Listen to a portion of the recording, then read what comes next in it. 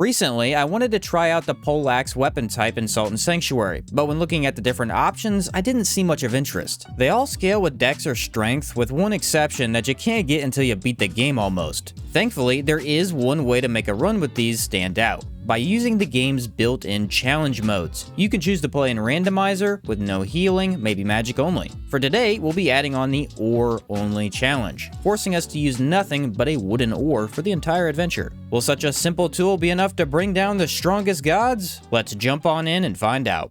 Angler for the name gets us into that fishy mindset. Popper is a class I haven't used yet with no permanent skill tree points either. Doesn't matter what you pick though, since the ore is an added item. Grasping ring is good to have for that extra salt, and in the bottom right we select the OAR Only challenge. This is the only way to start with the ore while also preventing us from using any other melee weapon. Against the Unspeakable Deep, we notice its one big advantage: reach. An oar might not hold a lot of power, but it does reach far down into the water to push your boat forward. I did really well, no-hitting the entire battle up until the last bit of his HP. Then I got greedy and wanted to finish off with a cool spin, and I paid the price for such arrogance. We can skip him if we really want, but if I start with the weapon, I like to actually take him down. Creating an entire new character fails as I die yet again, and then a third character goes down with similar results. Okay, finally got him after 4 total character creations. Not the best start to a run, I must admit. 8,000 salt later, we wash up on a beach and join the Iron One's creed. Our main creed is they have both fire and shock items to buff the ore.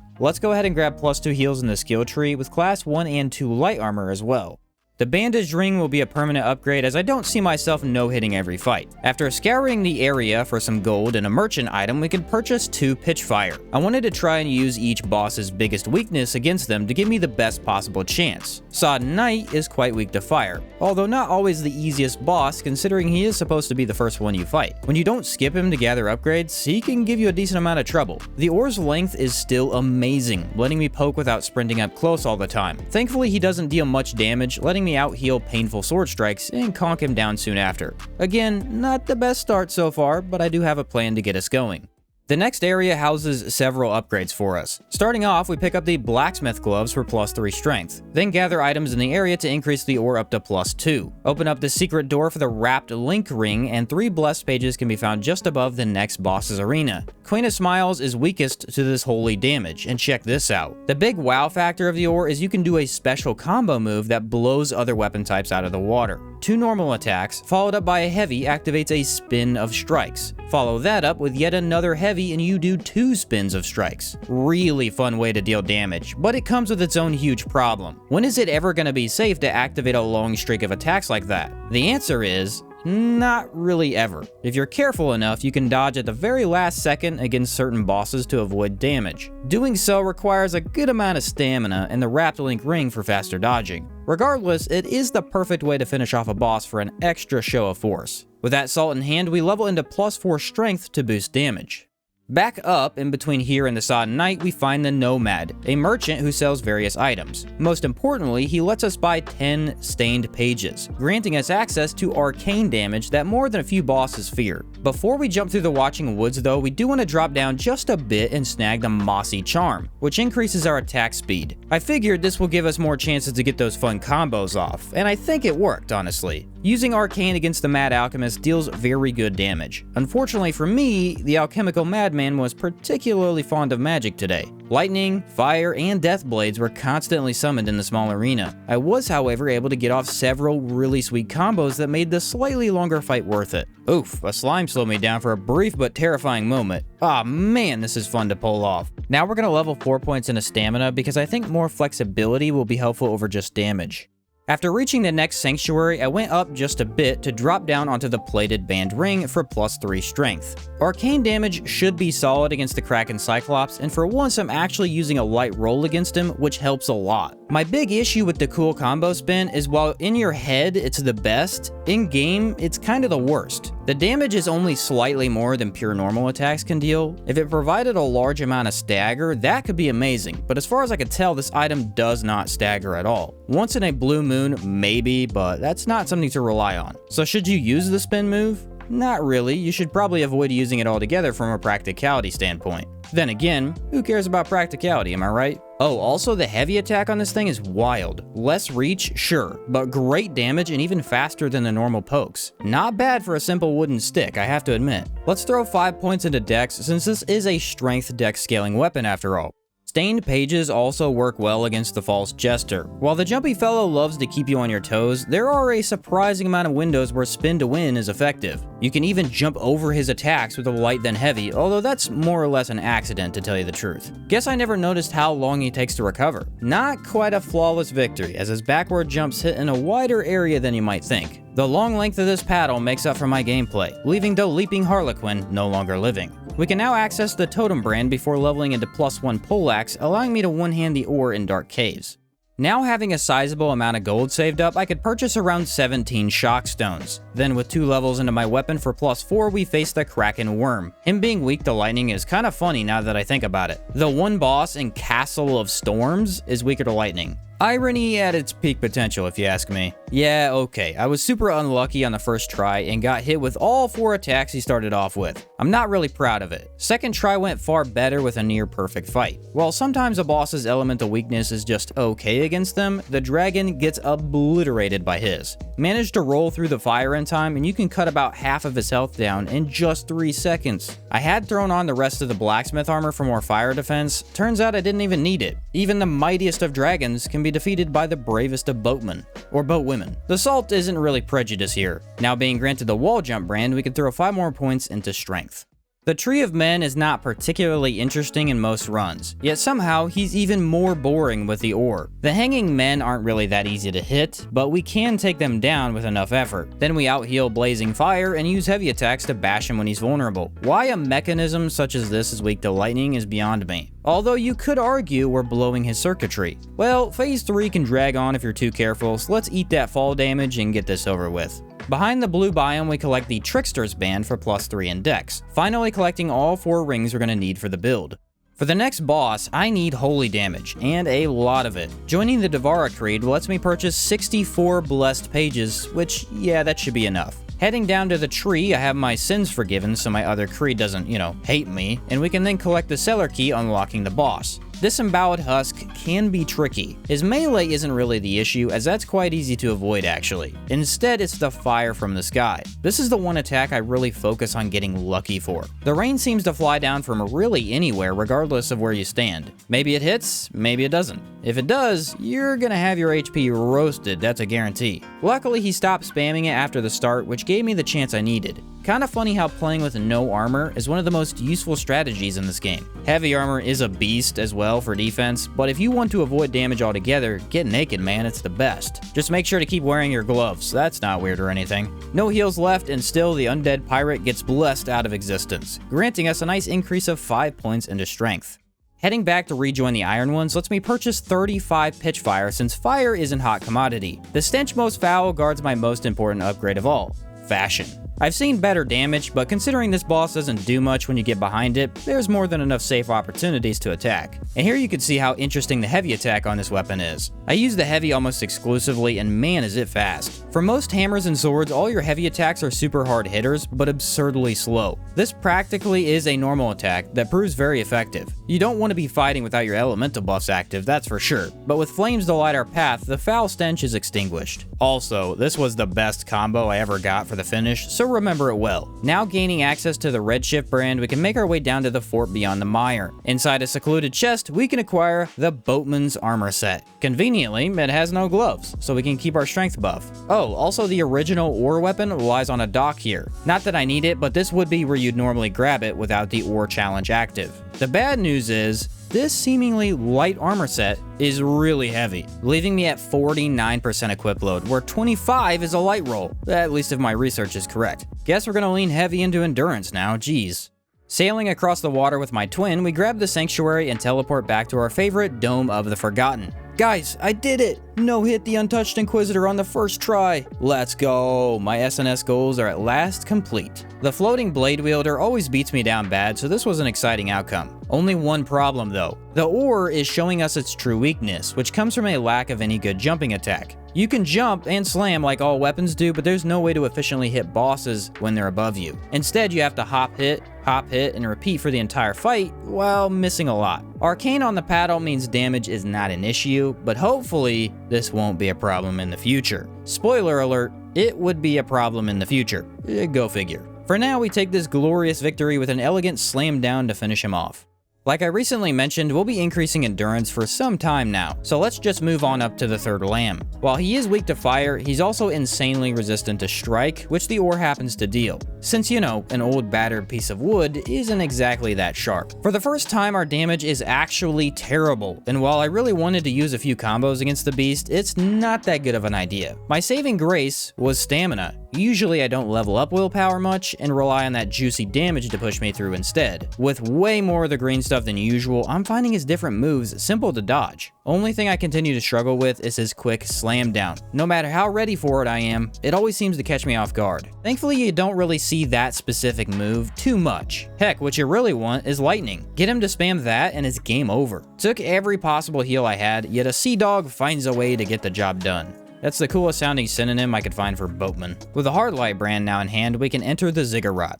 Guys, I died to the Drag King. Of all the times I made fun of this scaly fellow, he actually managed to defeat me. I only had a few hits left too, making it all that more painful. The thing to watch out for would be fire. Well, that's everything in this fight, I guess. To be more specific, fire from under your feet. With more chances to use combos, and him just kind of letting you deal damage, it's far too easy to keep spamming attack instead of watching for the blaze he can summon. That being said, I weirdly love the Drag King as a boss fight. Yeah, the concept is simple, with him telegraphing every bit of magic he can summon, and he can't stagger you back at all like some of the more challenging opponents. I don't know, it's just fun. You have to dodge his web of rays by standing in the right place, roll past him to avoid burning, and simply pay attention. With Holy to aid you, the skeletal dictator staggers backward for a spin to clean him up after. Snag the good old dart brand for S tier movement, and it's down we go.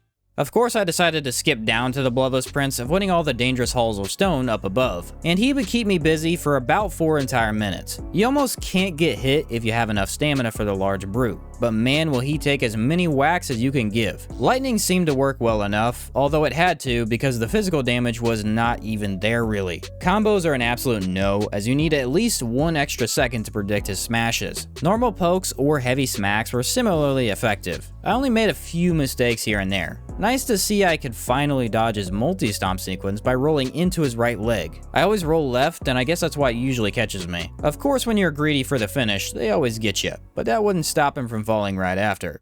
Now, one element we haven't used yet is poison, because really it kinda sucks. Not on its own, but when compared to the other options, it's not great damage. I also can't get my hands on any without joining the Stone Rude's Creed. Or so I thought. If you leave the Mire of Stench Sanctuary through the left side and start jumping through the poison water, you'll eventually reach a unique NPC. Just a lone person living out in poison, as one does. Here you can buy 70 poison view items, which is definitely overkill. But yeah, I had to mention this because I only found the NPC by scouring random info on the wiki. With poison in hand, we head back to Ronin Cran. This is the fight I most look forward to, as he can buff for a very long time, giving me ample time to try out full combos inflicting poison instantly. Again, I don't think this combo is that good. Damage seems the same as normal attacks, if not worse. Considering you can rarely finish a full combo, that's kinda sad to see. Then again, that could have something to do with it being a simple OAR. Almost a perfect encounter, with a clean if not less than exciting finish. Down in this golden maze, I want to try and get my OAR fully upgraded. I collected a Lord's Orders before an accidental melee attack sent me flying to my doom. And then I collected a King's Orders from the chest here. Problem is, I need 2 more Lord's Orders before I can use the King, and that's past at least 1 more boss. That boss, of course, being the Coveted, and boy do I have a weird one for you today. Weaker to arcane and blunt, we deal okay-ish damage. I have to jump to attack, which is again the OAR's biggest weakness, and we're facing 2 ghosts who can attack simultaneously. Well, they're supposed to, that is. After a few seconds of batting me around, the one ghost just stopped. Floating up in the right corner, he never moved again. This can happen from time to time, but usually it's when you're almost done with the fight. We just got started and it's already turned into a 1v1 that doesn't really scare me in the slightest. And whenever the active ghost would throw his axe, a second health bar would appear. Not a clue what was going on, but I will take any help I can get, even if it comes from my own enemies. With only one ghost, I baited out magic to one side and left to hit the axe until I couldn't. Of course, at the very end, the second ghost decided to join back in. Get my confidence up and then swoop in? Not cool, guys. Whatever the heck that was is finally over at least. Still pumping endurance, we're about 27.9%, getting really close to that nice 25 again. If you make your way to Carsjaw, avoiding the deadly spindle beasts and spooky horse knights, there are 3 Lord's Orders lying on the ground for free, letting us fully upgrade the ore at last, which is good to have for the nightmarish Murdiella Mal. My first attempt was looking really solid. Lightning damage in hand keeps it from being a slog, and as long as I don't get too button mashy, dodging isn't really that problematic. Then out of nowhere, she stun locked me in a corner with raining magic. Second attempt wasn't nearly as clean, but I did have her. Just 3 more hits, and come on, she melees me just before I can dodge away. Dang it. Third time's the charm, I guess. Get behind her as soon as she gets close and you can really go to town. Towards the end, things got really hairy, requiring me to dodge several attacks at once. And somehow, I did just that. Call it skill, call it luck. I don't ask questions either way. The Wicked Witch of the Sky fades away, leaving, oh yeah, nothing as a reward. Thanks a lot. In this castle, there's a very large fellow we can use to farm out salt. Take him down repeatedly for 5,000 a pop. After about 30-ish minutes, I level into 36 total endurance, granting 24% equip load and a light roll. Yes, in class 2 light armor, I was forced to get 36 points of endurance. Did not expect that. But at least we won't have any problems with bosses from now on. Like anyone believes that for even a second. Carsjaw the Cruel burns away with fire. Messing around with combos again got me hit more than necessary. Worth it, you ask? For the pure fun factor, sure, totally is. The real question is, was the heavy investment into endurance really worth its weight in salt? Oh, most definitely yes. A light roll stacked with a wrapped link ring means I've become invincible. So fast with my rolls that the code itself couldn't hit me if it tried. Add on the fact that Carsjaw has a simple moveset, and he's a goner. Time to quickly paddle a witch and move on down to the final bosses. I said time to Gosh darn it, this was not supposed to happen. Only a few battles left and the dreaded Witch of the Lake is stopping me dead in my tracks. Fire deals with her nicely, but she also counters me with one simple trick. Flying. Remember earlier when I said bosses in the air are kinda hard to hit? Yeah, well this is one of those bosses. While the witch does come down to melee sometimes, she can decide to fly a lot, and the ore is just not cutting it for a boss like this. A light roll does mean most of her magic is far less dangerous. That only goes so far though when you can't deal any damage. Kind of ironic in this run yet again that the Witch of the Lake is a problem for the boatman. One who sails the high seas battling such magical waters. As poetic as that may be, I would like to get past her at some point. What ended up working was a tried and true tactic: patience. Yep, it was as simple as not attacking unless I had a guaranteed hit. There's zero chance you're pulling off combos here, and while the ore had been surprisingly good against most bosses, you definitely don't want to use it against the witch. This stick's advantages, that being speed and length, fall off the side of a boat once you reach the lake. We grit our teeth, throwing through the dark magic until this dastardly witch cries out in agony. Definitely the hardest boss of this run, at least so far, that is.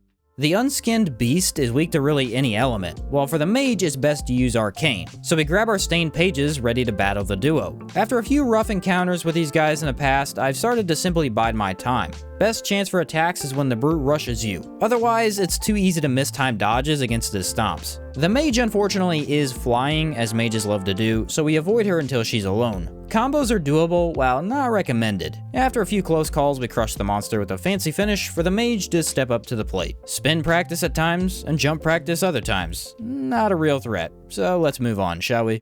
Considering how rough the run back is to our friend the Forgotten King, I was a little scared. Turns out there was no need to be. With 3 of them fighting you at one time, they aren't given as much health to compensate. Plus you have them being very weak to fire and blunt damage. Somehow, it's a great time. Well, aside from a brief second I spent at 1 HP, that is. It doesn't come any closer than that. The knight goes down first because his majesty got left behind there. After a couple waves of magic hit me, we can finish him off as well. Nothing fancy though, because we're only 2 heals left with an entire mage still to go. Seeing as this is the 3rd mage in a row, you could probably guess how it went. At least this fellow tends to fly fly down more where I can spam heavy attacks that speed things up a lot. About a minute goes by for what is thankfully a first try victory. Since I don't plan on coming back after the boss, let's take a look at the final stats. 35 strength, 36 endurance, 19 dex, and 20 willpower. Lacking some damage stats there, I must admit, though the investment into more quality of life is not something I regret.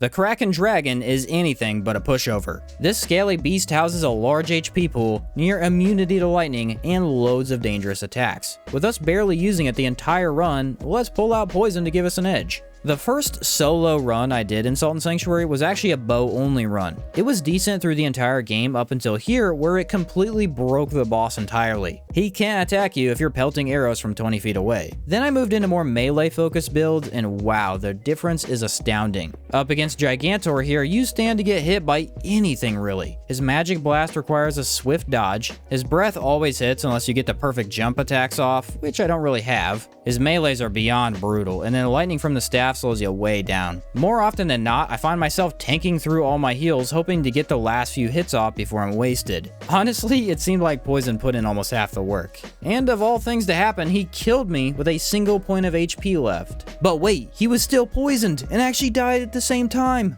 What? Let's go, he's actually down. I can't believe that just happened. Damage over time is king, ladies and gentlemen. One final god awaits to be slain. Fire and Blunt just so happen to destroy this Dark Lord, jumping up the walls to avoid magic, dodging past his sword teleport for free damage, healing through the occasional grab or kick when they happen to land. Waiting for perfect moments to strike gives us a first try win. Don't get me wrong, it was close there at the end. I even needed the extra consumable heals to stay kicking. I actually got to stun him once or twice, which never happened against the other bosses. An oar may be a simple tool used to battle the waves, but it's also the weapon of a fearless sailor. Free this accursed lord of the salt that binds you, and should you need a ride across the ocean, I'll always be waiting. And there you have Sodden Sanctuary beaten with the OAR Only challenge active. While probably not the best poleaxe available, it was way more fun to master than I could have imagined. The combo attack is insanely cool to use, while I do wish there was a higher benefit for actually pulling it off. Want to know the crazy thing? This was the fastest run I've had yet. Only around 5 hours to finish the entire game, taking down every boss. Murdiella Mal was trouble as usual, and any mage who's flying will be tough as nails. Still, if you ever have trouble deciding what weapon to slay gods with, pick up an oar.